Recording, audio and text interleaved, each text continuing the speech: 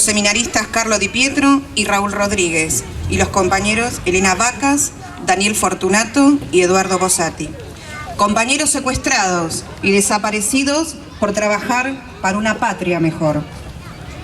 Bueno, quiero aclarar el tema del doctor René Marcos, que él estuvo prisionero en la época de la dictadura militar y que después apareció. Sí, buenas tardes a todos los compañeros presentes y vecinos en este acto que se repite por 9ª vez en nuestro barrio y en esta plaza. Así que le agradecemos a todos los compañeros y vecinos presentes para recordar la memoria, verdad y justicia de nuestros compañeros aquí en el barrio y en toda la zona norte de lo que es la recuperación de la memoria de Campo de Mayo. Así que este acto va a comenzar con unas palabras y también las adhesiones que hemos recibido por el acto.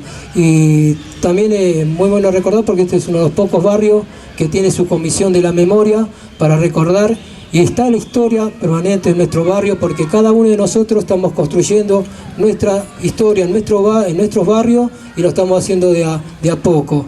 Y eso hay que tener presente todo lo que podemos hacer para un mejor vivir y una mejor participación de los vecinos ayuda mucho a tener una patria liberada. Y hoy pensamos que en el recuerdo y la memoria de nuestros compañeros, de nuestros prisioneros, como fue el doctor Marcos, que fue dedicada toda su vida a la salud de la comunidad, necesitan un ejemplo y también para que sirva para los jóvenes y a nosotros que ya peinamos cana, también nos sirve de ejemplo y también es un camino a recorrer. Así que lo invitamos a todos a participar, a averiguar la historia que tiene en cada barrio, porque sabemos que en cada barrio hay una historia y una memoria para recordar. Es la historia que hacemos nosotros de a poco, uno a uno. Así que nuestra entidad, la Sociedad de Fomento, se suma a este encuentro, así como nosotros también formamos la Comisión de la Memoria del Barrio Manuelita y están invitados a participar, porque pensamos que el intercambio de ideas es el crecimiento de las personas. Así que no sé si quiere agregar algo, Lidia. Sí, quería comentarles que bueno, nosotros somos miembros también de la Sociedad de Fomento Unión de Familias Obreras de Barrio Manuelita, que prácticamente estamos cumpliendo 60 años de vida acá en el barrio y nos iniciamos conjuntamente con este barrio. Y quería comentarle principalmente a los jóvenes y a los niños que hoy nos preguntaban qué estábamos haciendo, qué eran estas fotos que estábamos colocando en la plaza, y le comentamos que fueron compañeros jóvenes de esta comunidad, de este barrio, que querían un mundo mejor y que gracias a ellos nosotros podemos tener la institución que hoy tenemos, y ahí tenemos distintas actividades como el Plan Fines, el programa Progresar para los chicos, el programa Joven, un montón de actividades que gracias a ellos las mantenemos en pie, y eso queremos que se recuerde en los jóvenes y en los niños. Y bueno, los militantes de la época saben bien la historia cuál es, y realmente le agradecemos a todos la presencia de hoy, y realmente estamos emocionados, y nos gustaría que una compañera que está acá en el barrio que pueda hacer unas palabras antes de retirarse, que tiene que viajar. Sí, la invitamos a la compañera Carmen Ahumada, militante de los 70, una compañera. Porque yo conocí a Elena Vacas en el barrio, a toda su familia. Conocí a Daniel Fortunato porque estudiamos en el mismo colegio, en el Instituto Ángel de Lía, y que vino a trabajar con otros como Eduardo, que le llamamos Peligro, y muchos otros compañeros que vinieron a trabajar en el barrio en la época que la capilla se llamaba Jesús Obrero, un nombre muy significativo con toda una historia.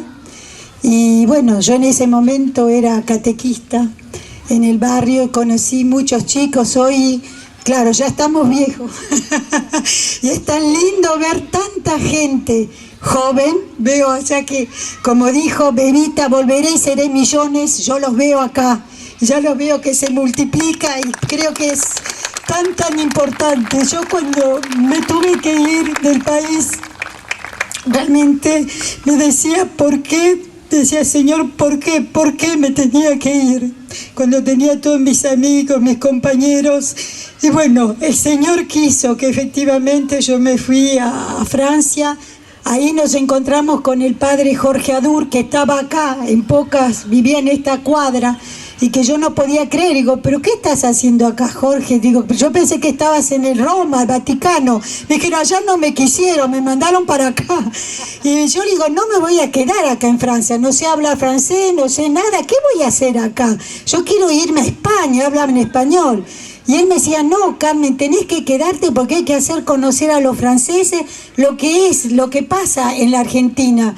Porque claro, en Europa conocían lo de Chile porque le había sido el país que eran los comunistas, socialistas, pero el Uruguay, pero no conocían la Argentina por el peronismo, no sabían lo que era el peronismo. Para ellos eran una cosa, el fascismo, el nazismo, y había que explicar que no era eso, al contrario. Y él dice, acá tenés que quedarte, y se creó la comunidad cristiana, que estuvimos en la iglesia en el centro de París para hacer conocer todo lo que se estaba pasando en Argentina. Se crearon un comité de solidaridad por la Argentina. Y yo, bueno, encontré trabajo en la Confederación General de Trabajo, la CGT, que es la primera organización sindical en Francia. Soy jurista y conocí ahí a mi marido, que está acá, Laurent, que es jurista también, y seguimos militando, trabajando también y hacer conocer todo lo que está pasando. Y pienso que esa es una estrella más, hay muchas estrellas acá.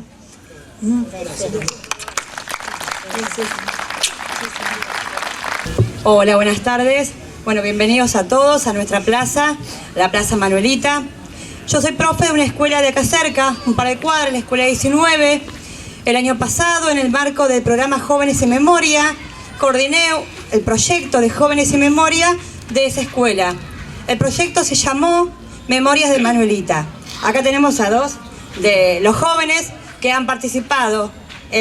Nuestro trabajo tuvo como principal objetivo acercarnos al barrio, conocer quiénes fueron nuestros desaparecidos, conocer las organizaciones de nuestro barrio. Nos acercamos al barrio, caminamos la plaza, conocimos a la familia de Elena, conocimos a Fabián Domínguez, quien más de uno de ustedes lo debe conocer porque es un historiador que se preocupó por los desaparecidos de Manuelita. Conocimos la casa de donde fueron secuestrados los seminaristas. De esa esquina, 70 metros, está la casa, ¿sí? Y es tremendo poder acercarse y poder vivir la experiencia de estar ahí. Nuestro trabajo de investigación durante todo el año tuvo como su culminación una muestra fotográfica que ustedes pueden visitar, están en los árboles, es nuestra muestra fotográfica. Los invitamos más tarde a poder visitarla. Quiero que escriba algo acerca de mi papá. Muchos de ustedes son muy jóvenes y quizás no lo conocieron ni lloren a hablar de él. Les puedo contar mi vivencia como una nena de 8 años que un día vio cómo se llevaban a su papá en una operación impresionante, con tipos armados hasta los dientes, apostados alrededor de mi casa. Durante toda mi infancia y adolescencia lo viví con mucha vergüenza. Hoy, gracias a estos años, con Néstor y con Cristina, puedo hablar y puedo pararme acá y contarlo con orgullo.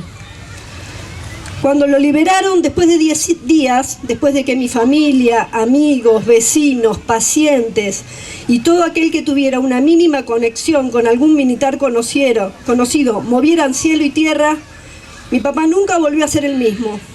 Se transformó en una persona callada, taciturna, hundida en sus pensamientos. A veces contaba algo de sus días de su encierro, pero poco, porque se angustiaba mucho y se callaba. Mi viejo era un tipo simple. Decía que él tenía 4 hijos y para comer necesitaba 4 churrascos, no una heladera llena de carne. Le ofrecieron en su momento asociarse a varias clínicas, de las más conocidas hoy en la zona, pero decía que él era doctor, no empresario. En mi casa era normal que a cualquier hora de la madrugada vinieran padres desesperados pateando la puerta con algún chico convulsionando. Él se levantaba, llamaba a mi vieja para que lo ayude, lo atendía, lo llevaba al hospital con su coche y se quedaba con él hasta que el nene estuviera bien. Atendía a todo el barrio y de 6 consultas cobraba una, a veces. Porque uno era vecino, porque tenía muchos hijos, porque el otro era muy pobre, porque estaba sin trabajo. Conocía la historia de cada uno de los pacientes del barrio. Le gustaba tomar mate a toda hora con mi mamá, que fue el grande amor de su vida hasta el día que se murió. Escuchar tango los domingos a la mañana y quedarse hasta muy tarde en la noche charlando y riéndose con mis hermanos y los amigos de mis hermanos. No militó activamente en ningún partido político ni organización. Solo era un tipo comprometido socialmente con la época que le tocó vivir, solidario y que apoyaba con hechos lo que decía y pensaba. Fue delegado gremial en el Hospital La Arcade, donde además era jefe de pediatría. Un puesto muy complicado en los años 70 para ser delegado.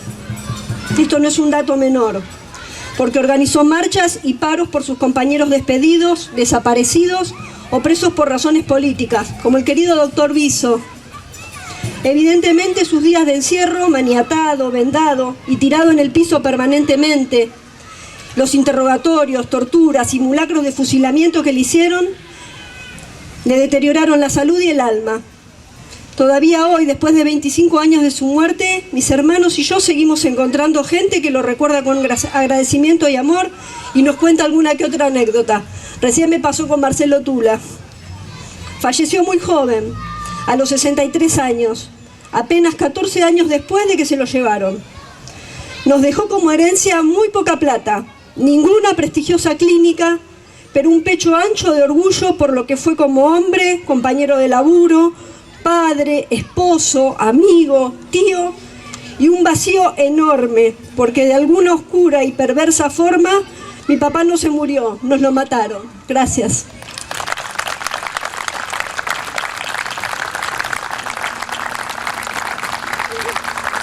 Argentina por los Derechos del Hombre, Iris Avellaneda.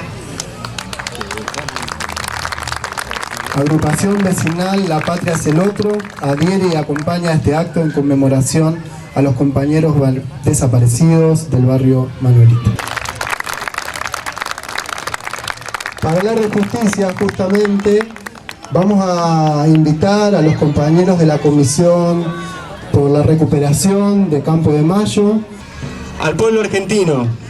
En Argentina, durante la dictadura cívico-militar de 1976, se llevó a cabo un plan sistemático de exterminio con el objetivo de imponer un proyecto económico liberal que cambiaría las relaciones políticas, económicas, gremiales, sociales, culturales y solidarias.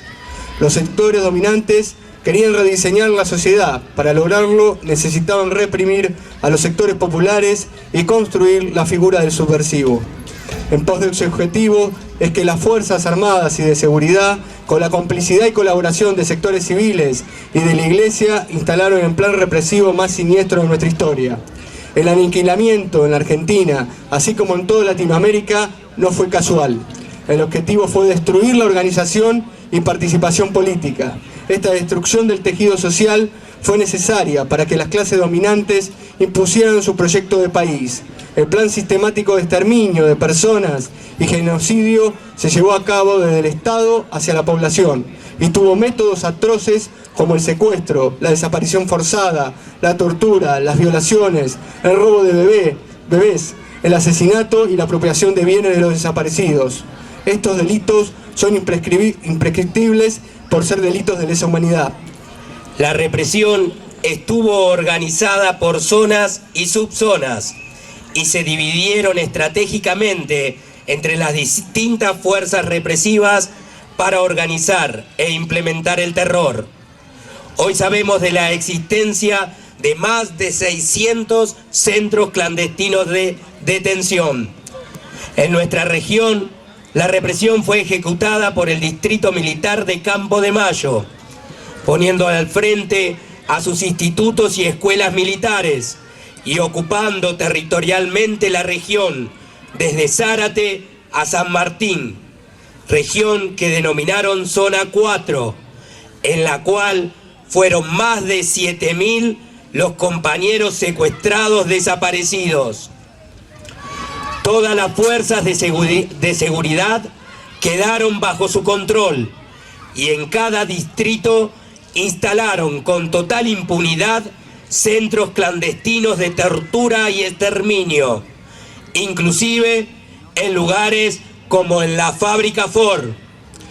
Esta represión se ejecutó sistemáticamente hacia los cuerpos gremiales de las fábricas, sus delegados, y activismo en general, a los jóvenes organizados, a las organizaciones políticas y sociales, a nuestras familias, a nuestros vecinos, es decir, a todo el pueblo. Aquí, en el hospital militar, apuraban los partos en la maternidad clandestina. Niños y niñas que en su mayoría todavía no fueron recuperados su identidad, seguimos buscando a los más de 400 que todavía faltan. Y en este escenario de terrorismo de Estado, el Campito fue el lugar de concentración, de tortura y exterminio. En este punto queremos destacar al compañero Cacho Scarpati, que a través de su testimonio se pudo conocer la existencia y ubicación del tan ocultado Campito. Se pudo probar la ignominia de los militares y así se armó la causa Campo de Mayo. Fue muy importante el proceso de juicios que se llevaron adelante en todo el país, desde la anulación de las leyes de punto final y obediencia debida.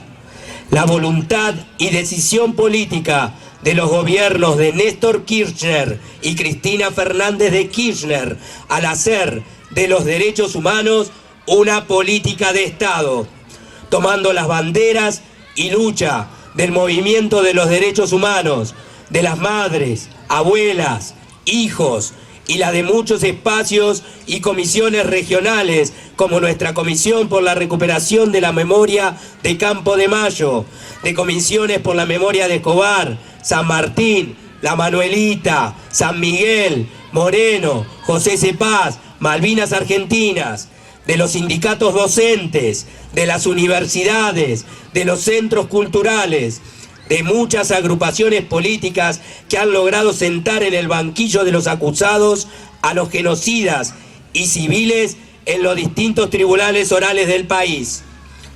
Este proceso de juicios a los responsables del genocidio nos puso en un lugar muy importante de reconocimiento en toda América y en el mundo. En la actualidad tenemos 1.128 imputados, 300 procesados, 559 represores condenados y 15 juicios en desarrollo. Pero un sector de la justicia cómplice intenta paralizar la continuidad, pues ahora llega la hora de convocar a juicio a los responsables civiles, empresarios, apropiadores de las empresas, iglesia cómplice, a los jueces que fueron parte del genocidio. Hoy le toca a ellos. Por eso pusieron su acento en generar situaciones coyunturales para impedir la continuidad de este proceso de enjuiciamiento a los responsables del terrorismo de Estado, obstaculizando el nombramiento de nuevos jueces y fiscales. No hay sentencias firmes, lo que correspondería a la casación penal aplicarlas, y solamente 114 condenas que abarcan a 108 represores por juicios llevados a cabo en la década de 1980 por casos de apropiación de niñas y niños. En los últimos meses han profundizado sus estrategias políticas para desautorizar y desaprobar las políticas públicas en derechos humanos que lleva adelante el actual gobierno nacional. Así lo vemos resolviendo rápidamente las causas contrapolíticas del gobierno nacional o intentando parar todo proyecto aprobado por los otros poderes del Estado. Crean en los hechos su partido político que les permita aglutinar sectores opositores que intentan retomar intereses sectoriales. En los últimos días, no es casual que cerca del 24 de marzo hubo decisiones con fallos judiciales que garantizan la impunidad de la complicidad civil. En menos de 24 horas, el juez Ercolini rechaza la indagatoria a Herrera de Noble, Manieto y Mitre por apoderarse del papel prensa. La Cámara de Casación Penal declara la falta de mérito de Blaquier, dueño de Ledesma, y de su gerente, enjuiciados por el secuestro y ejecución del ex intendente Luis Aredes y de 20 obreros en la noche de los apagones 4 meses después. El juez ad hoc, Claudio Pontex, desvincula a Vicente Mazot, director de la nueva provincia de Bahía Blanca, de los secuestros y asesinatos de los obreros gráficos Enrique Enrich y Miguel Loyola, y era quien apoyaba económicamente, favoreciendo la represión genocida. Hay demoras en las causas conocidas como las Marías, del establecimiento yerbatero de Corrientes, donde hay desaparición de obreros. 14 jueces se excusaron de impulsar la causa penal por sus vínculos con el propietario Adolfo Navajas Artaza, quien fuera gobernador y ministro de la última dictadura de Corrientes.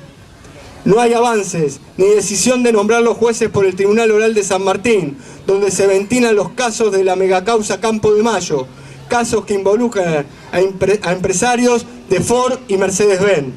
Nosotros, como Comisión por la Recuperación de la Memoria de Campo de Mayo, hicimos nuestros logros en la lucha por las banderas de la memoria, la verdad y la justicia. Nacimos públicamente el 25 de marzo del 2006, cuando entramos por primera vez a un acto dentro de Campo de Mayo. El 21 de marzo fue la 10ª vez que marchamos, y desde aquel 25 de marzo del año 2006 fuimos parte en impulsar los juicios de Campo de Mayo, en recuperar identidades, acompañar testigos, identificar genocidas, participar de conjunto con otras organizaciones sociales y de derechos humanos y con los equipos de memoria y territorio de la Universidad Nacional de General Sarmiento. Iniciamos un camino de múltiples espacios de militancias a nivel regional, en varias provincias y en buscar vínculos para acelerar las causas de lo que se conoce como el Plan Cóndor. Sabemos todo lo que falta y de las dificultades cuando un sector del Poder Judicial pone obstáculos para continuar los juicios de lesa humanidad en la mega causa de Campo de Mayo. Hacemos nuestra la denuncia por mal desempeño y juicio político contra el juez subrogante del Tribunal Federal 1 de San Martín, Diego Barroetaveña, que hiciera el compañero Pablo Yonto, abogado de la mega causa de Campo de Mayo. Hoy decimos: ¿no será oportuno preguntarle a los señores candidatos presidenciales, gobernadores, legisladores nacionales, provinciales, si es que van a continuar con las políticas públicas de derechos humanos implementadas por el actual gobierno nacional? Esta cuestión está incluida de forma expresa en sus plataformas electorales. ¿Están de acuerdo con la premisa de memoria, verdad y justicia como norte fundamental de la política de derechos humanos? Mantendrán a la Secretaría de Derechos Humanos de la Nación, como así también a las secretarías y o direcciones de derechos humanos, como parte querellantes en los juicios de lesa humanidad y en aquellos que se investiguen graves violaciones de los derechos humanos?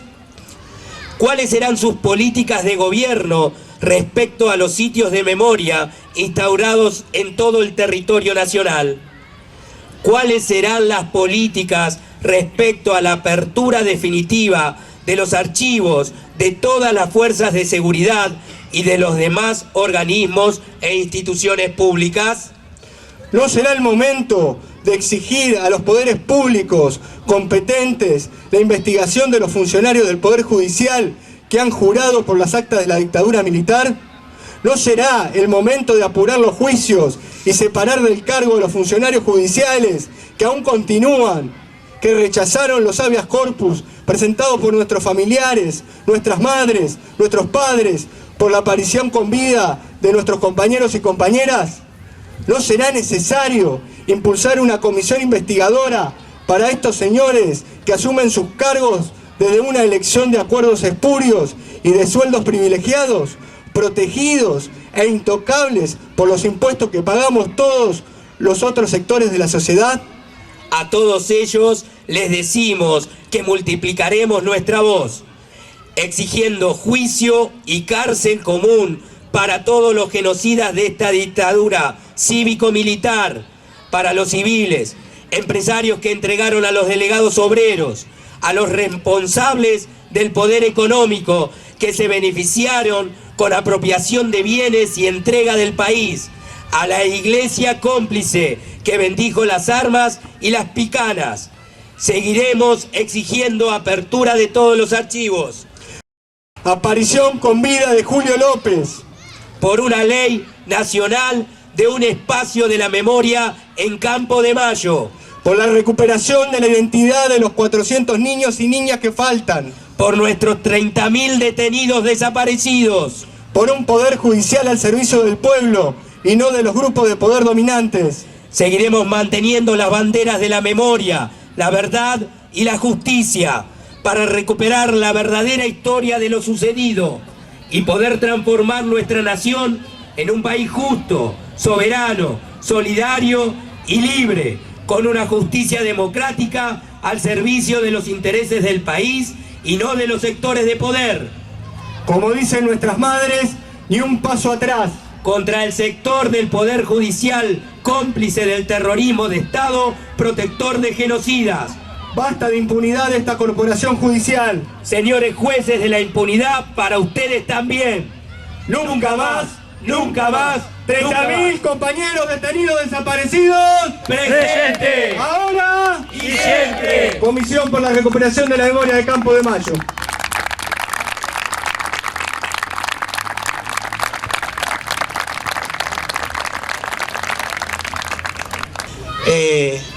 Ustedes saben, muchos de ustedes, que fui parte de los equipos de trabajo junto con Adur, Carlitos, Raúl.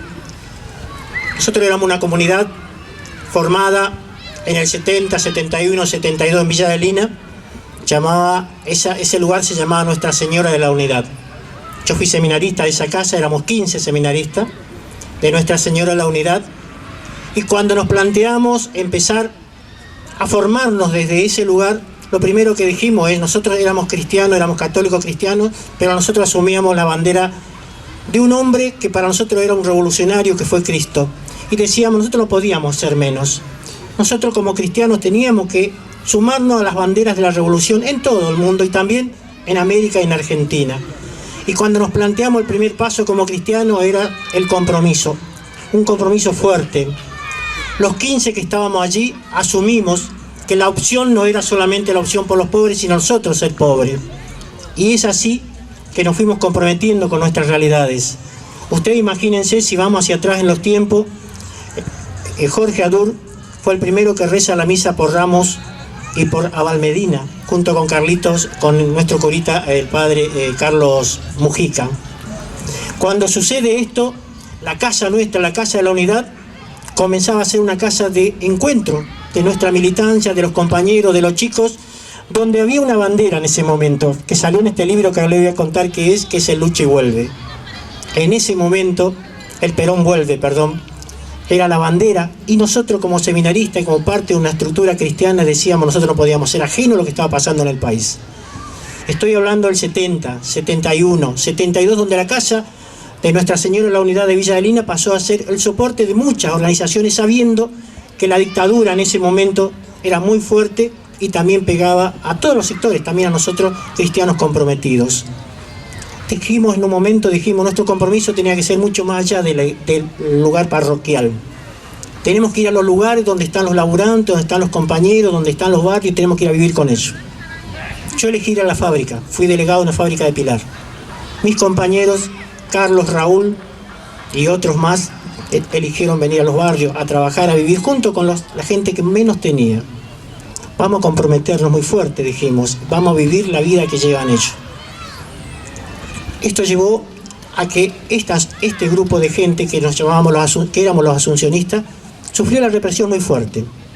Hace unos días, una parroquia de Carupá le pone el nombre, ya lleva el nombre de uno de estos curitas, que era Pancho Soares. Hay un libro de él. Pancho Soares, de nuestra congregación, fue uno de los primeros que se los llevaron, los mataron, a él y al hermano, en febrero del 76. Y llegando la dictadura, nosotros conocemos lo que pasó acá, pero no sabemos que durante varios días hubo toda una campaña de represión sobre la comunidad asuncionista. Esta campaña de represión llevó a que 15 compañeros nuestros cercanos con la Asunción, o cercanos en cierta medida a lo que era el papel en estos momentos que jugábamos en las estructuras, no los tuviéramos más. De acá se llevaron a Carlos Antonio y Raúl. Pero el día anterior, el día 3, se lo lleva a Jorge Flacavento, que fue un compañero seminarista y amigo mío. Y el mismo día, el día 4, a Juan Ignacio Isla Casares, otro seminarista también de la misma iglesia. En la misma semana, la represión llega sobre toda la comunidad de los asuncionistas. El día que se lo llevan a los compañeros de acá, se estaba produciendo la represión en Villa Adelina, y se llevan también a Valeria Dixon de Garay, una compañera de esa comunidad, a Patricia Liliana Dixon, otra compañera, a Valeria Dixon de Garay, otra compañera, que se lo llevan con su hijo, con su nena de pocos meses, que recupera luego su identidad. Más de 15 compañeros alrededor de la represión en esta comunidad se estaba produciendo a pocos kilómetros de acá.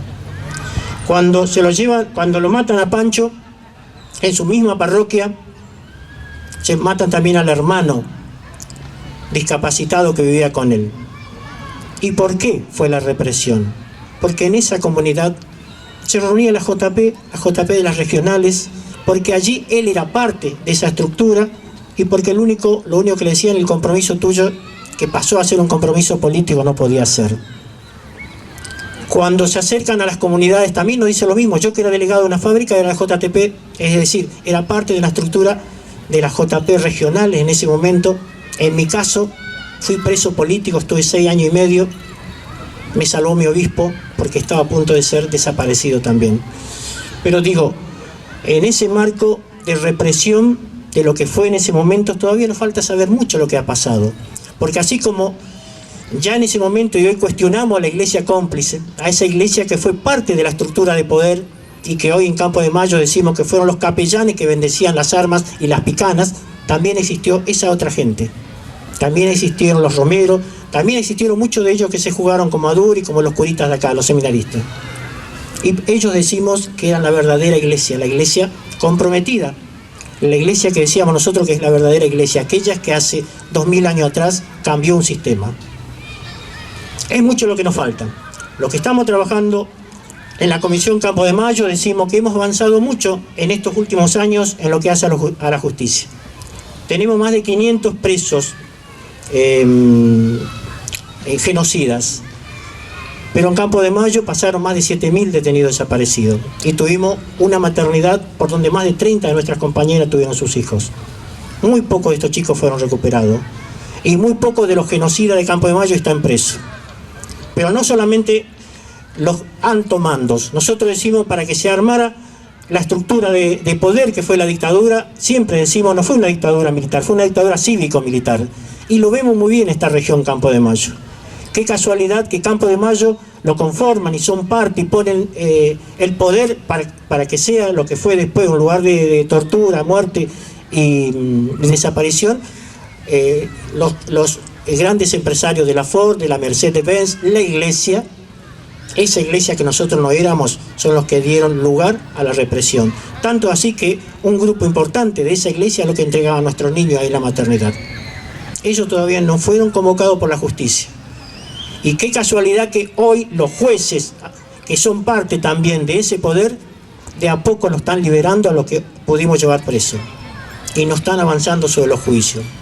Nos sigue costando que convoquen a los empresarios de la Ford, de la Mercedes-Benz, bueno, vemos con el papel prensa lo que está pasando, y nosotros decimos que todavía nos falta un camino largo. Ahora, ese camino no lo vamos a regalar. Hemos dado muchos pasos, hemos tenido muchas conquistas, y esas conquistas las vamos a seguir profundizando. Estos días hemos tenido reunión de muchos compañeros y dijimos, si es necesario vamos a tener que volver a la época de las grandes movilizaciones y los escraches, al papel que hoy tiene la justicia. La justicia se está moviendo para no avanzar. Bueno, nosotros de nuestro pueblo, los que estamos de pie todavía, decimos vamos a seguir profundizándola, porque nuestros 30.000, los compañeros que siguen luchando, nos siguen dando una bandera. Esa bandera que la conocemos, que la tenemos acá, que es la memoria, verdad y justicia, la vamos a seguir levantando bien fuerte. Así que por ellos, por nuestros compañeros, por la lucha, por nuestros compañeros de este barrio, muy fuerte, a seguir luchando. Gracias.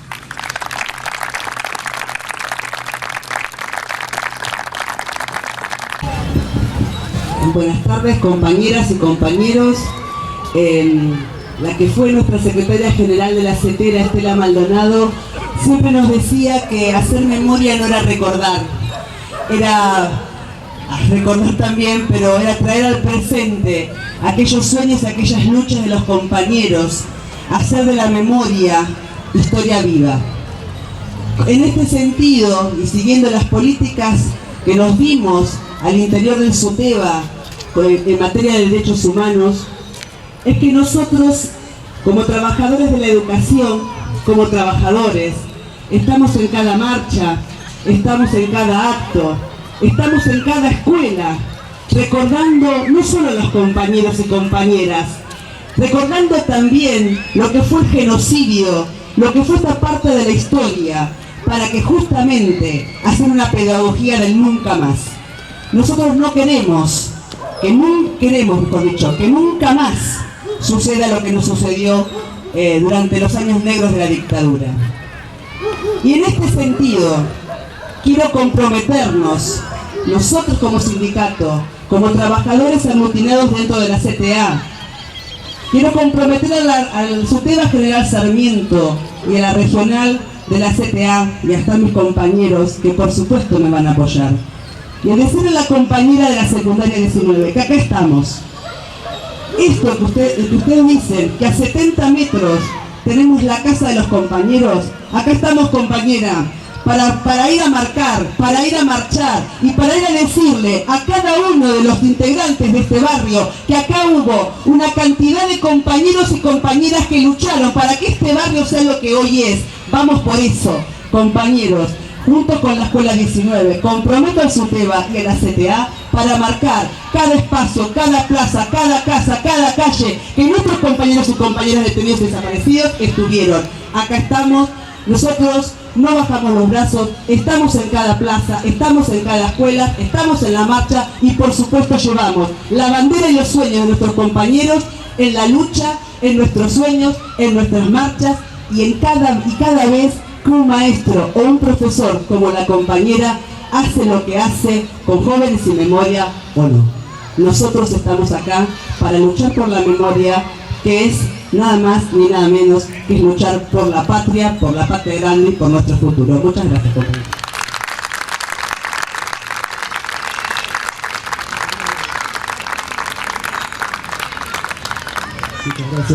Y se intensifican las barriadas más humildes del conurbano bonaerense, en donde la policía regentea el delito organizado y criminaliza la pobreza para disciplinar y justificar el negocio de la seguridad. Desde que José Luis pisó un penal, fue castigado de manera brutal por los otros detenidos, con la convivencia del servicio penitenciario, sufriendo ataques terribles que le ocasionaron fuertes traumatismos y lesiones psicológicas irreversibles. Exigimos su libertad inmediata. José Luis Orellana es inocente. Concentramos en los tribunales de San Martín el 8 de mayo.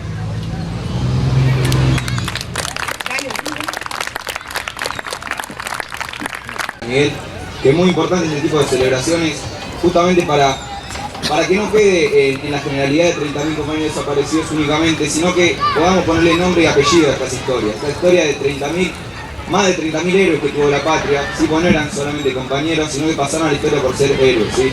Y creo que es este tipo de celebraciones que tenemos que mantener año a año, tanto en Barrio Manuelita como en el resto de los barrios, lo que va a permitir que la lucha de esos compañeros siga vigente, ¿sí?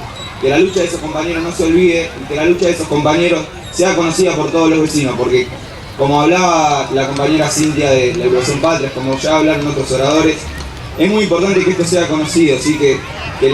Si bien en el barrio es conocida la historia de estos vecinos, tiene que ser conocido en todo San Miguel, en todo el conurbano, ¿sí? Porque la historia de los 30.000 compañeros no fue una historia más, fueron 30.000 historias de compañeros que, como los pibes que somos hoy militantes, de nuestros viejos, de nuestros abuelos, de nuestra familia, son los que lucharon por una patria más justa, por una Argentina mejor de lo que era, y los que aún en día, hoy seguimos peleando todos los días en la calle, en nuestros distintos laburos, en nuestra entidad militante, para tener un futuro mejor.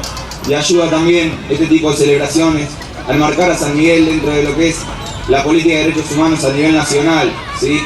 Esto ayuda a meter a San Miguel en aquella política inaugurada por Néstor Kirchner, consolidada por nuestra presidenta Cristina y defendida por todos nosotros día a día, bajo la bandera de la memoria, la verdad y la justicia. Muchas gracias y vamos a seguir colaborando año a año, como ya venimos haciendo hace un par de años. y de verdad gracias por dejarnos participar. Hola, ¿qué tal? Buenas tardes a todos y a todas. Agradecer también a los compañeros que organizaron este acto por la memoria, en primer término, digamos, y es muy importante, digamos, este tipo de actos que nos permiten recuperar la historia de los compañeros militantes, que es la misma historia que hoy estamos llevando adelante los compañeros jóvenes desde las agrupaciones barriales, desde la ciudad de fomentos. Creo que este tipo de actos son muy enriquecedores para todos los compañeros jóvenes, principalmente, que a lo mejor la historia la van conociendo a medida que vamos avanzando en la construcción del proyecto por el cual también los compañeros que desaparecieron peleaban. Así que nada, yo no quiero tampoco ser muy largo con el discurso, pero nada, agradecer a los compañeros por hacernos participar también. Muchas gracias. Buenas tardes, yo soy Mónica, la hermana de Cristina Escudero, desaparecida el 28 de septiembre del 76 con mi hermano Fernando, de la calle Tames y Panamericana en Acasuso. Cristina era muy fiel a ADUR, era una fidelidad de esas importantísimas, porque era como soldados de ADUR. ADUR les decía que hicieran tal cosa y ellas iban, tenían reuniones clandestinas. Llegué a conocer a una amiga de ella que también era otro de los soldados de ADUR, Auristela Bozzi, que falleció hace 3 años. Auristela tenía una admiración muy grande por ADUR. Por otro lado, yo a ADUR lo conocí personalmente antes de que, durante unos años, en los años 70, en la cual sufrí, digamos así, una conversión en los grupos de evangelio, y entonces ADUR nos orientaba a un grupo de personas. Poco a poco mucha gente se dio cuenta que el evangelio que nos daba ADUR estaba intrínsecamente metido dentro de la actividad política, digamos, del momento, de los 70 y todo eso. Entonces el grupo se desmembró porque había personas que no estaban muy de acuerdo, y nosotros lo seguimos hasta la iglesia de la calle Paraná. Mis hijos fueron a catecismo ahí. Cristina fue uno de los soldados, digamos, de ADUR. Se reunían clandestinamente, hacían los famosos caramelos para mandar noticias a presos políticos. Eso es todo lo que yo puedo decir de Cristina. Y después me enteré de que cuando se mudaron aquí a Manuelita, Cristina vino también a trabajar aquí, a militar, digamos, pero exactamente nunca supimos, porque era una actividad totalmente clandestina, así como era la militancia de todos los que militaron en aquella época, o sea, al servicio, digamos, del pueblo, pero con un secreto absoluto que la familia, desgraciadamente, no pudimos saber nada. Y después que ella desapareció, no hubo más ningún rastro ni de ella ni de mi hermano, porque nadie los vio en ningún lugar de detención. Y eso, bueno, es una de las cosas que más me desalentó, porque no pude recoger información ni saber exactamente cuál era su militancia, qué es lo que hacía en la Manuelita. Yo digo que venía a la Manuelita porque me lo dijeron, pero no es que ella me hubiese contado. Pero bueno, aquí estoy con un testimonio un poco vago, digamos, de lo que fue la militancia de Cristina, pero era profundamente religiosa y profundamente dedicada a la militancia con cooperativas. Cristina hizo una cooperativa en La Rioja de tejedoras.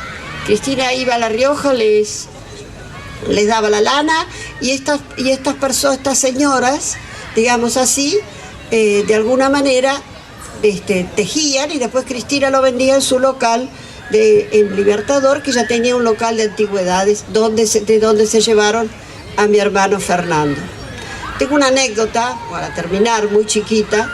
Yo estaba en plena efervescencia, pues yo también tuve una actividad política, digamos, sindical en el hospital donde trabajaba, y entonces me quejaba de que no la veía nunca a Cristina. Y entonces estaba haciendo la cola para sacar el pasaporte, y que me encuentro que delante mío estaba Jorge. Eso era en enero del 76. Entonces me quejé. Y le digo, ay, Jorge, pero yo a Cristina no la veo nunca, no sé qué pasa, qué sé yo. Y entonces Jorge me dice, a Cristinita no le digas nada de Cristinita. Así me contestó Jorge. Y entonces me di cuenta de que, digamos así, estaba trabajando para la causa, digamos, de todos los que la hacíamos, que seguíamos nuestras ganas de que el mundo cambiara, que hubiera verdad, que hubiera justicia, en fin, todo lo que luchamos, que en este momento estamos, por suerte, viendo ciertos resultados y nos sentimos muy, muy, muy felices. Gracias.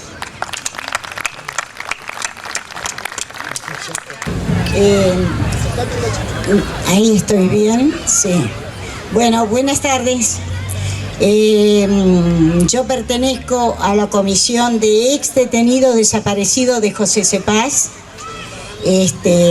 Bueno, soy una ex detenida juntamente con mi familia en el 76, 75. Y bueno, y estoy aquí representando también, tenemos la Plaza de la Memoria en José Cepaz, donde allí tuvimos un acto el 28. Y bueno, voy donde puedo estar, no donde pueda, porque muchas veces no puedo. Ahora yo acá tengo a mi lado, aquí, María Eva Frías, la hija del compañero Frías y la compañera Margarita, de la cual tienen la Casa de la Memoria. El compañero fue detenido en 1977, llevándoselo arrastrando. La madre quedó con 4 chicos y embarazada de mellizos. Yo sé que como este caso, lamentablemente fueron muchos y he tenido la oportunidad de conocerla y poder luchar junto a ella. Hoy ella no está, partió. Aparte también voy a decirlo porque lo siento de corazón, y para mí fue un nieto, como él lo repitió varias veces en la Plaza de la Memoria, el hermano de ella, Facundo Frías. Fue muerto y lo mató la delincuencia. Ellos, lo demás, lo saben, lo dirán porque ellos están en eso. Lo único que quiero hacer es recordar en este momento, juntamente a su padre y a su madre, Facundo Frías, que fue un gran compañerito. Bueno, hasta allí llego. Y me gustaría también decir, porque de repente, 1976, 70, esto... Ya en el 74 estaba la AAA. La AAA se estaba matando y llevándose todo, ¿no? La AAA de López Rega, el señor López Rega, si se podría decir señor, juntamente con todos los demás. Y allí se llevaron compañeros. En el 74 lo mataron y también lo quiero recordar porque lo tengo en mi memoria y lo vamos a tener siempre porque somos muchos los que lo conocimos. Tito de Leroni. Tito de Leroni, su compañera, ella médica, el abogado de presos políticos y de leyes laborales, fue muerto ahí en la estación de San Miguel. Bueno, ahora tiene en el correo le han hecho los compañeros de San Miguel, bueno, le han hecho un homenaje y están sus fotos. Eso se hizo en 2006, 2008 y bueno, creo que fueron muy merecedores de eso. Por eso, esto no empezó en el 76. Y sabemos, bueno, perfecto, porque si tenemos que contar más larga la historia, 55, 66, donde todo se hizo, pero esto fue lo peor. Lo peor es el que tengo más conocimiento por haber sido detenida y haber sido una militante. Nosotros vivíamos en el cruce de José Cepaz, militábamos, teníamos nuestra unidades básicas, pertenecíamos al peronismo revolucionario en ese momento. Y bueno, se trabajaba en esos tiempos con unidades básicas, ayudando, tratando de ayudar a la gente que ya venían. No me voy a olvidar nunca cuando vinieron unos cuantos vecinos que eran de Tucumán, corrido de lo que hacían en Tucumán. Bueno, tendríamos que hablar de Bussi, pero no voy a hablar mucho de él porque gracias a Dios los militantes, la mayoría saben la historia esta, ¿no? Como tantos otros represores. Y bueno, no quiero estirarme más porque un poco no me da mi salud, hace poquitos días no estuve bien y ahí me están mirando los hijos. Bueno, bueno, buenas tardes y estuvo esto muy lindo, muy bueno. Les agradezco todo, es un día muy difícil, ayer hizo 10 meses de la partida de mi madre, como dijo Ángela. Estoy en la lucha también por el esclarecimiento y la justicia por la muerte de mi hermano por mala praxis en el Hospital de Malvinas, Argentina. También, bueno, trabajamos con Antonio Fernández en Zarpac. Y bueno, pertenezco a la Casa de la Memoria Margarita y Rubén Frías. Y bueno, hasta la victoria siempre, como decía papá.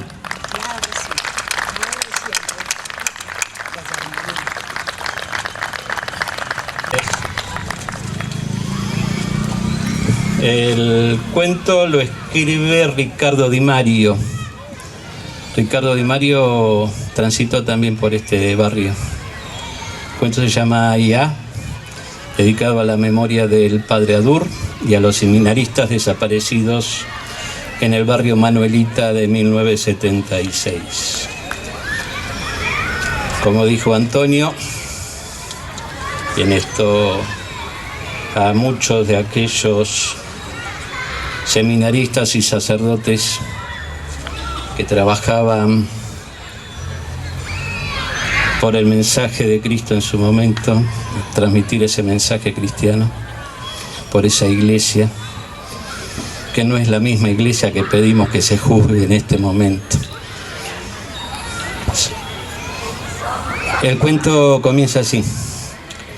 A mediados de los años 70 yo tuve una relación con una chica de familia muy católica. La habían educado en los principios básicos de la culpa.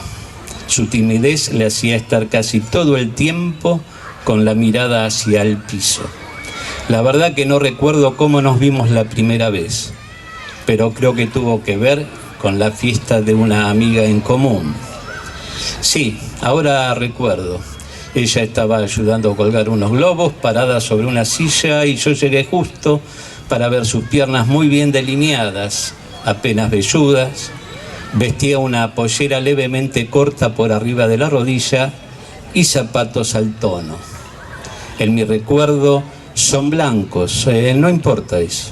Lo que sí recuerdo claramente que esta niña tímida levantaba los brazos para atar los globos en una viga del techo. Cuando comencé a acercárselos, fueron tantos y por cada uno de ellos nos mirábamos a los ojos para hacer más efectivo el pase del hilo, sostenido con dos dedos, que nos hizo intercambiar roces y caricias entre las manos. Luego Alicia nos presentó. Ella es Ada, él Antonio y yo soy Alicia, los tres con A. Se rió tontamente y se fue. Y nos dejó solos en el momento justo en que empezaba la música. Bailamos sueltos, rock, lentos. Su cuerpo parecía muy suave, delicado y se sentía tibio cuando la abracé. Qué dulces recuerdos que me trae pensar en ese cuerpo. Hablamos toda la noche, sentados en el jardín de aquella casa. Interrumpíamos nuestra charla solo para bailar un tema, si nos gustaba a ambos. Pasada la medianoche había poca gente, se había ido retirando sin que nosotros nos percatáramos de ello. Me pareció oportuno y le pregunté, ¿querés que te acompañe hasta tu casa? No, gracias, no conoces a mis padres.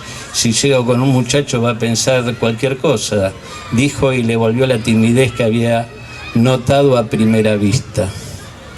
A medida que fuimos charlando, yo de mis lecturas, mi pasión por la poesía, y ella de su acción católica en una capilla de barrio, su posición política frente a la realidad, la pobreza y otras cosas que expresaba con vehemencia. Su imagen de timurata desaparecía y solo con aquella pregunta volvió a tartamudear y a negarse con un casi frenético movimiento de cabeza. No, gracias, no. Pero yo quiero volver a verte, le dije, con tanta firmeza que me pareció que toda la concurrencia había escuchado. Parecía estar borracho, pero sin haber tomado ni una gota de alcohol. No sé, tal vez otro día, dijo con una voz tenue. Como el domingo a las 10 de la mañana estoy en el salón parroquial junto a la iglesia, si querés venir, me ayudás con el desayuno de los chicos, después vamos a misa y luego, si hay gente suficiente para trabajar en el almuerzo, nos vamos a caminar hacia las 4 horas en que tengo que volver a casa, hacia las 4 horas en que tengo que volver a casa. ¿Te parece? Te espero. Fue ella la que insistió, entonces con un tono, pero no me achiqué. Después, luego que nos vemos ahí el domingo, chau, dijo suavemente y volvió su mirada al piso. Chau, Ada. Los meses transcurrieron rápidamente, casi sin faltar un solo domingo, nos encontramos semana tras semana en la parroquia del barrio del Bajo. No sabía entonces por qué razón lo llamaban el Bajo. Para llegar tomábamos por unas callecitas muy poseadas que daban la impresión de haber estado asfaltadas alguna vez. Eran 10 o 12 cuadras desde la avenida donde vivía con mis padres. Siempre me dio la idea de que la zona de la placita y de la iglesia era más alta que la de mi casa. Sin embargo, para todos era el Bajo. Allí había una cancha de fútbol de 11 de tipo profesional marcada con cal y los arcos tenían redes de color blanca, altos postes de luz que la iluminaban apenas caían las últimas luces de la tarde. Era muy lindo de ver. El padre Aduro organizaba campeonatos cuadrangulares casi todos los domingos y se llenaba de gente. Él pedía a los equipos que participaban una colaboración para su campaña permanente de donaciones y para el comedor. Los premios para los ganadores eran una copa y un asado para todo el grupo campeón, incluyendo a los suplentes, al entrenador y a la señora que lavaba las camisetas. Ada me presentó al padre Adur y me habló de Cristo renaciendo una y otra vez de la pobreza de la gente del barrio. Me dijo que allí estaba encontrando su razón para transmitir el Evangelio y que los ojos de los niños que le daban energía para trabajar toda la semana. Me habló de la revelación y en mi memoria son suyas las primeras palabras que me sonaron a revolución. Categorías hermosas como lucha, resistencia, avance estaban siempre en las palabras que usaba en su homilía. Pero yo no era católico, estaba allí para poder ver a Ada y luego por la fe que él me despertó. Pero no era una fe en Dios, sino una fe en él como hombre de acción. Tuvimos largas charlas con mi bella interlocutora y creo que cambiaron el curso de nuestras vidas. Hablábamos de mi ateísmo cada vez más confirmado y de la fuerza de la voluntad que aquel trabajo solidario había despertado en mí. Intercambiamos interpretaciones de los sermones del cura. En el crudo invierno del 76, el padre Adur invitó a unos seminaristas muy jóvenes a reemplazarlo en la misión del barrio. Él se despidió sencillamente de cada uno de nosotros y ninguno supo entonces que ya no lo veríamos más. Ni aún la perspicaz y angelical muchacha que me había injertado en ese mundo notó que el cura se despedía para siempre. Ni él mismo pudo predecir lo que ocurriría un par de domingos después de su partida. Un grupo de tareas entró a la casa buscándolo y por no hallarlo, se llevaron a los 2 aspirantes a sacerdote, que solo habían tenido tiempo de organizar un campeonato con los equipos de aquella barriada del Bajo de la Manuelita. No supimos nada más, ni el padre Adur, ni de los 2 seminaristas. Todo quedó abandonado allí. Me prohibieron ver a Ada, yo me mudé con mi madre a otra provincia. Años más tarde la encontré a Alicia y me lo confirmó. Sí, a ella se la llevaron unos meses después. La verdad que no lo pensaba hacer, pues traje a mi hermana que vino de Francia y la he estado llevando como guía turista a distintos lados, y como viajaba ella en estos días es que yo me vine de Miramar para estar acá en este acto. La verdad que el acto es muy emotivo, ha habido una cantidad y una serie de expresiones muy buenas que nos alientan a seguir trabajando por la memoria, por la verdad, por la justicia, pero más que nada también por seguir construyendo ese país que soñamos.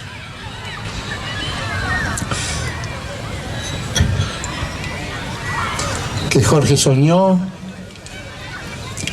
que los seminaristas soñaron, que estos jóvenes que eran nuestros compañeros de escuela, Daniel, Peligro, Elena, ellos se integraron al trabajo en el barrio porque nosotros habíamos empezado a hacer un trabajo político para organizar al barrio a través de la juventud peronista, y ellos se sumaron. Estoy hablando de los jóvenes de ese momento, y se consagraron, se entregaron completamente a la organización del barrio, a trabajar por los chicos. Los seminaristas fueron un aliciente muy grande, nos apoyaron muchísimo, y hubo todo un cambio en la historia del barrio. Por primera vez en la capilla empezamos a tener misa los sábados y con una guitarra, y empezábamos a cantar las alabanzas en forma criolla. Yo les cuento esta anécdota porque cuando era Boy Scout me llevaban a la misa al Colegio Máximo, y la misa era en latín. Hablaba un cura que no entendíamos nada y lo único que hacíamos era persignarnos. ¿Se imaginan? Pasar del latín, de todo un rito religioso, a una vívida misa, porque Jorge lo hacía así. Él hablaba en forma sencilla y explicaba el Evangelio en forma sencilla. Y los jóvenes, los adolescentes, estaban muy entusiasmados y empezaban a ver el Evangelio en la práctica. Así que fue muy bueno y generó un cambio muy grande. Vivían acá, visitaban a las familias, comían con nosotros. Todos los días iban a una casa distinta a tomar mate, a charlar, a conocer y vivir las problemáticas de cada uno, y desde su posición llevar la mejor orientación. Y los jóvenes a trabajar juntos en organizarnos y demás. Fueron años realmente magníficos, puedo decir, hasta que llegó esa noche tan oscura. No quiero olvidarme de un detalle, y es muy importante. Hoy el Papa Francisco es Papa, está en el Vaticano. En ese tiempo era Jorge Bergoglio, también sacerdote, y sacerdote jesuita, y fue el provincial más joven que tuvieron los jesuitas. El provincial es la autoridad máxima que tienen los jesuitas. Él fue el más joven y fue el que trasladó a José Ignacio Vicentini, que era nuestro pastor en aquel momento, y nos dejó sin ese pastor. Y a veces venía él mismo. El Papa solía dar misa acá cuando era Jorge Bergoglio sacerdote, así que nos conocía bien, especialmente a mi hermana y a mí, ella más que nada porque ella era catequista acá. Y trabajábamos como los chicos. Recién vi los chicos que algunos catequistas están trabajando en la esquina y los llevaban a misa.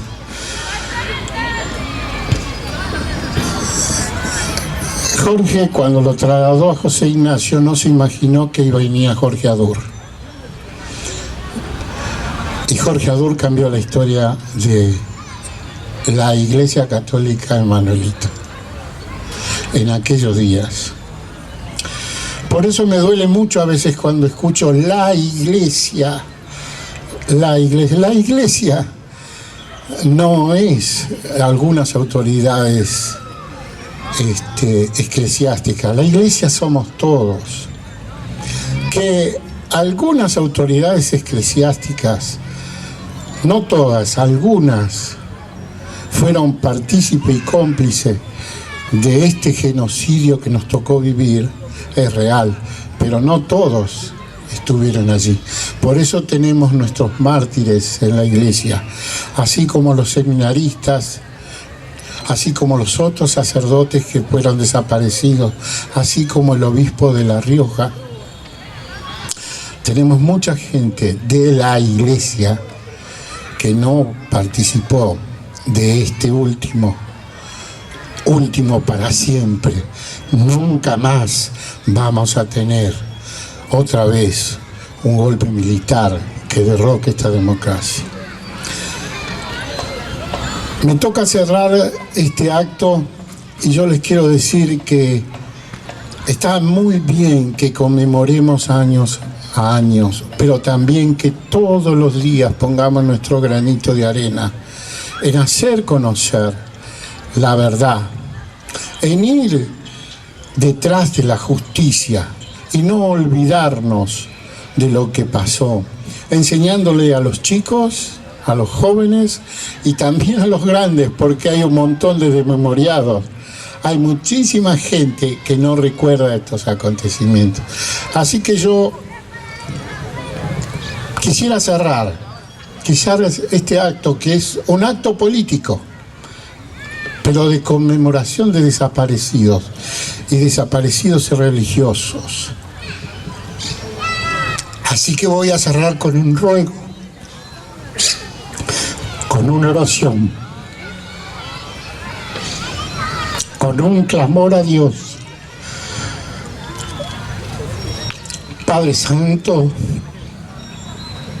tú que nos escuchas, que escuchas los ruegos aún de aquel que ni siquiera piensa en ti. Te pido en esta hora que todo este acto que hemos vivido en conmemoración de los desaparecidos cale muy adentro del corazón de ellos, para buscar seguir siendo transformados cada día y lograr ser mejores personas, mejores ciudadanos, mejores argentinos, al servicio los unos de los otros, y se cumpla aquel mandamiento que nos dijiste, que sepamos amarnos unos a otros como tú nos has amado. Amén.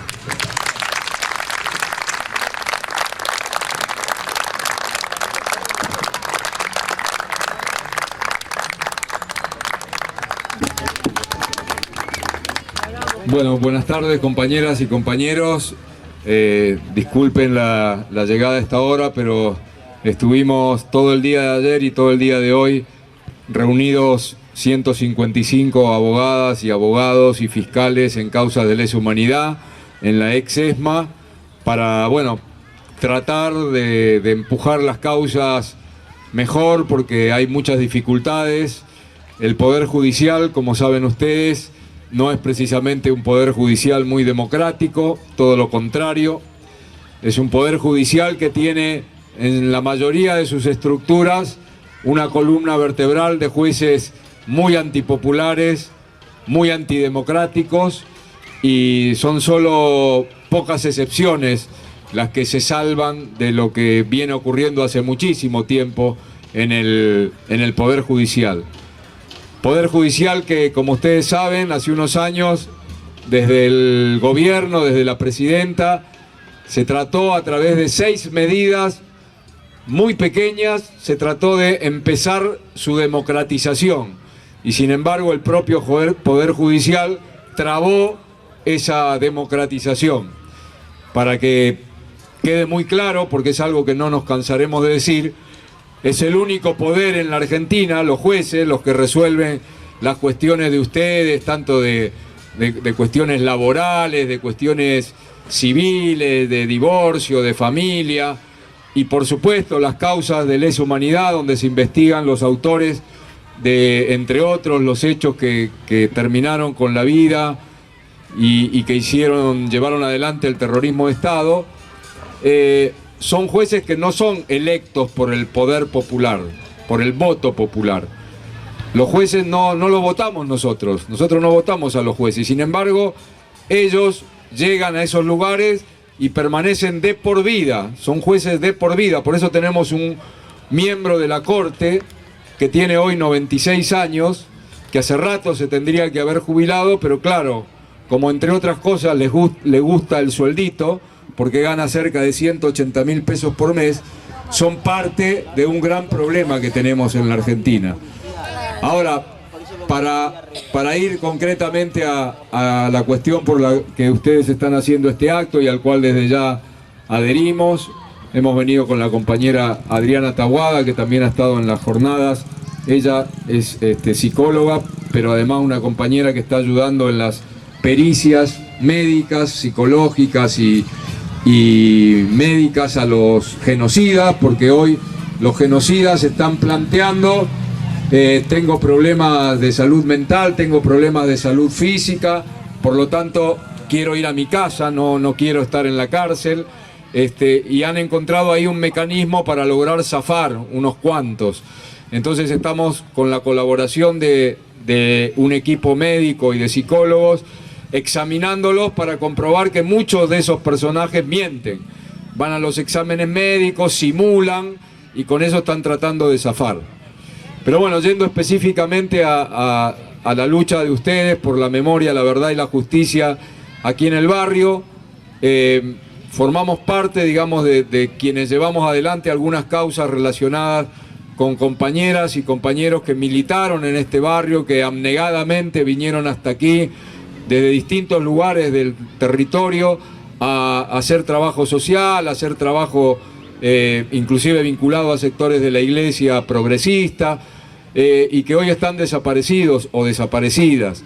Y esas causas también, como la causa, bueno, por ejemplo, de la familia Escudero, que está acá presente, o del padre Aduro, bueno, de los otros compañeros que ustedes reivindican hoy, son causas que también están con problemas, o sea, ya tendrían que haber tenido juicio oral y ya tendrían que haber sido condenados sus responsables, pero forman parte esas causas de la lentitud del Poder Judicial para llevar adelante estos juicios. Estas causas se reabrieron en el 2003, empezaron, digamos, a moverse en el 2004, 2005, 2006, estamos ya en el 2015 y todavía faltan juzgar a miles y miles de genocidas. En Campo de Mayo, como saben ustedes, todavía está vivo el principal responsable de lo que ocurrió aquí nomás a unos kilómetros, en el mayor centro clandestino que tuvo la Argentina, por donde pasaron unos 5.000 compañeras y compañeros. Todavía está vivo el general Riveros, o el ex general Rivero, que tiene 91 años y ya ha sido condenado varias veces, pero bueno, también tiene que ser juzgado por los hechos de aquí, de la Manuelita, porque ese ex general, que hoy está en prisión domiciliaria, o sea, está en su casa, fue el dueño de la vida y la muerte en Campo de Mayo y el que resolvió las decisiones finales sobre los compañeros desaparecidos. Esta semana hemos tenido una pequeñísima buena noticia en la causa Campo de Mayo, que ha sido la detención de 4 responsables de los vuelos de la muerte.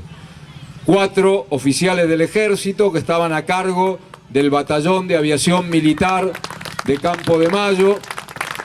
Para los que no conocen Campo de Mayo por dentro, adentro de Campo de Mayo hay una pista de aviación, ahí todavía funciona el batallón de aviación militar, de ahí salieron y salen aviones y helicópteros, y fue en aviones y helicópteros el sistema de exterminio puesto en marcha allí por los militares.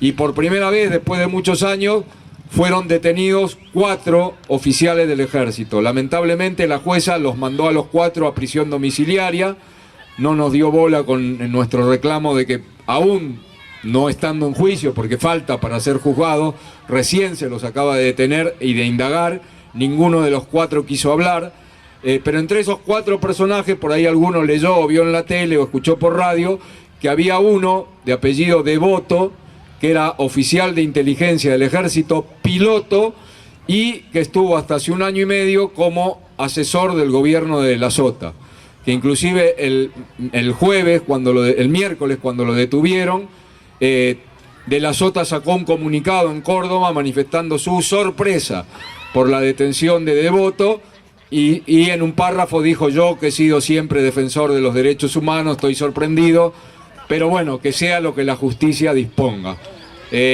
Bueno, afortunadamente la jueza a 4 de ellos los ha detenido, los ha indagado. Va a llevar un tiempo largo juzgarlos, o sea, tenerlos en un juicio oral y que finalmente se resuelva si se los condena o no. Pero bueno, es parte de la lucha que estamos llevando todos. Yo contarles esto, agradecerles que hagan todo esto por la memoria y sobre todo aquí en el barrio, donde es importante el trabajo social y el trabajo de memoria. Y de paso, invitarlas, los que puedan, el día 5 de mayo se va a hacer una audiencia de juicios orales de Campo de Mayo en San Martín, en la calle Pueyrredón 3728, a 2 cuadras de la plaza. Ese día va a declarar en algo que se llama declaración anticipada, quiere decir cuando ustedes van a tener un juicio oral, pero todavía falta mucho, y hay una persona que por su situación física o por su edad necesita declarar antes de que empiece el juicio, se hace una declaración anticipada.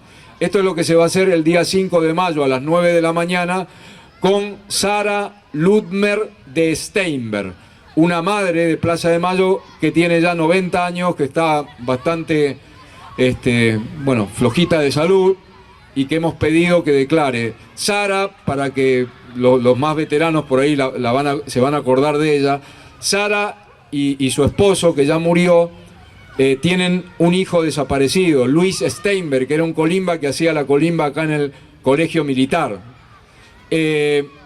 Y Sara y su esposo durante la década del 80 lucharon fuertemente para meter preso a quien terminaba de ser el último presidente de facto, que era Viñone, que le había puesto la banda presidencial a Raúl Alfonsín el 10 de diciembre del 83. A los pocos meses, por el empuje de esta familia que buscaba a su hijo desaparecido, Viñone fue detenido.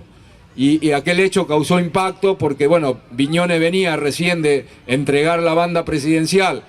Alfonsín le había hecho un favor, que era no ponerlo en el juicio a los excomandantes. El juicio a la Junta se hizo solamente contra las 3 primeras juntas. A Viñone no se lo incluyó en ese juicio. Y, sin embargo, la lucha de esta familia logró que al menos se lo detuviera. Después Viñone quedó libre, vino la obediencia debida, el punto final. Viñone hoy vive y va a ser juzgado por el caso de Luis Steinberg y de Luis García. Así que sería bueno, todos los que puedan, todas las que puedan, el día 5 de mayo a las 9 de la mañana acompañarla. Solamente va a declarar Sarita. A las 9, empezará a 9 y 10, 9 y cuarto, va a ser un testimonio seguramente de 1 hora, así que si alguien quiere llegar tipo 10 y media o 12, no vaya porque ya va a haber terminado, no hay más testigos. Pero los que puedan, que estén por San Martín o les quede bien o tengan ganas, los esperamos allí. Y bueno, y de nuevo, muchísimas gracias por estas reivindicaciones de los compañeros y compañeras del querido barrio La Manuelita. Gracias.